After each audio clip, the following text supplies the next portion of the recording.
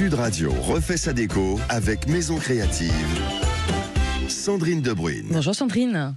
Bonjour Laurence. Alors, tout cet été, vous nous avez parlé des tendances très estivales, mais ce matin, vous nous proposez une curieuse expérience. Avec vous, on va dormir en prison, c'est ça, à Béziers. Exactement, alors pas n'importe laquelle, vous en doutez bien. Dormir en cellule, c'est pas non plus sur une paillasse, rassurez-vous. En fait, la literie va être digne d'un 5 étoiles, même si l'hôtel n'en a volontairement que 3. Alors, pourquoi une telle idée ? Parce qu'en fait, l'hôtel de la prison, c'est avant tout une double promesse. Alors, ça va être celle de vivre une expérience de proximité dans une culture locale, tout en permettant en fait de se sentir un petit peu chez vous, dans un intérieur soigné, personnalisé, petit, confortable. C'est vrai que tout d'un coup, on se dit je vais dormir en prison. Oui, ça ne séduit pas tout de suite. Hein. Oui, je suis d'accord avec vous en fait. Puis, vu l'état de votre ligne téléphonique, je me demande si vous n'y êtes pas encore d'ailleurs.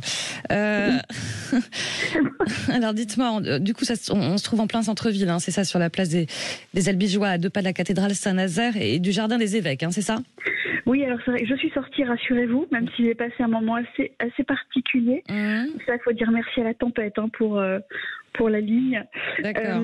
C'est vrai qu'on se retrouve malgré tout devant une porte en métal, vous savez, de vraiment pénitentiaire en fait. Donc les aménagements ont été réalisés afin de préserver le caractère du bâtiment. L'existant, en fait, tout a été rénové avec des artisans et des entrepreneurs locaux. En fait, c'est une maison d'arrêt qui date du 19e siècle. Alors, les murs sont très épais. Elle était fermée depuis 2009. Elle compte aujourd'hui, elle comptait 90 cellules. Aujourd'hui, il n'y a plus que 50 chambres avec des plafonds voûtés. Plus aucun barreau aux fenêtres puisque celles-ci ont été ouvertes sur l'extérieur. Ils ont même posé des fenêtres exprès pour profiter alors là d'une vue mais incroyable sur la vallée de l'Orbe. Alors il est vrai qu'en termes de rénovation, le plus gros poste, mais forcément ça a été les fenêtres, mais aussi tout ce qui était plomberie, électricité. Alors plus question en plus de douche collective. Hein. En fait, entre 3 cellules, celle qui est au centre en fait, a été divisée en 2 pour offrir une salle d'eau à chaque chambre. Donc voilà, on n'a plus non plus de collectif quand même. D'accord. Mais quand vous dites dormir en cellule, c'est pour de vrai ? Alors oui, c'est pour de vrai, c'est que vous dormez dans la vraie cellule où étaient avant les prisonniers en fait. Vous allez débourser entre 70 et 200 euros la nuit en fonction de la saison. Ouais.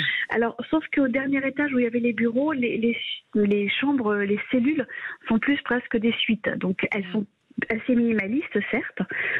Et puis au-dessus de la cour où se promenaient les anciens prisonniers, il y a tout un restaurant panoramique assez incroyable. C'est là où on voit tout d'un coup le confort de l'hospitalité est quand même est là pour l'hôtel.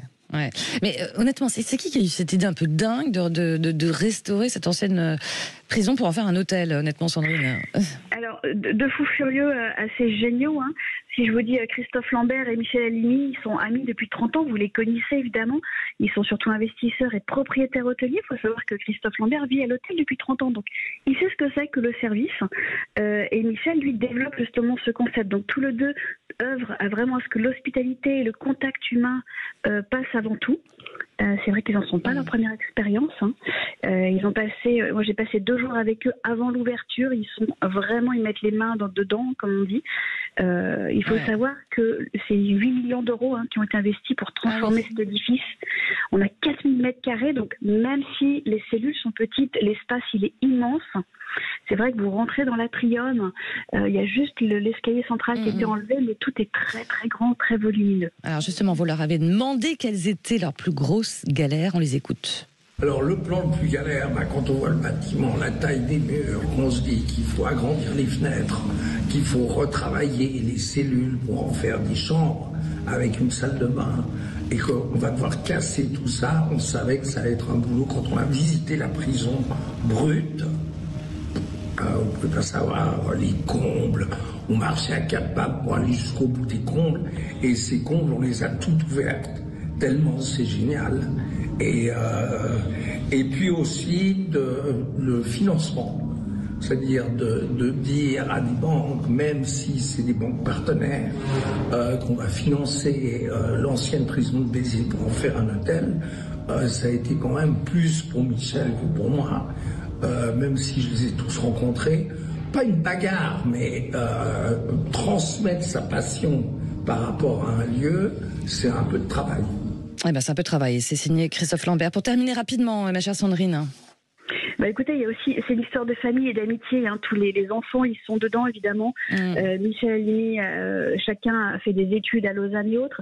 Et on a Max Bonon aussi, qui est un garçon assez étonnant en fait, qui est le fils de Philippe Bonon justement, cofondateur également côté architecture, parce que la déco, il joue un rôle quand même fondamental, vous l'imaginez bien. On l'écoute également sur sa partie plus déco lui. J'aimerais que l'on dise en sortant d'ici que nous avons vécu une expérience agréable avec des gens bien. Et ben voilà, expérience agréable, signé Max Bonon et Sandrine Debruyne. Merci beaucoup pour cette drôle d'expérience, dites donc. Écoutez, la prochaine sera pas mal non. Et ben voilà.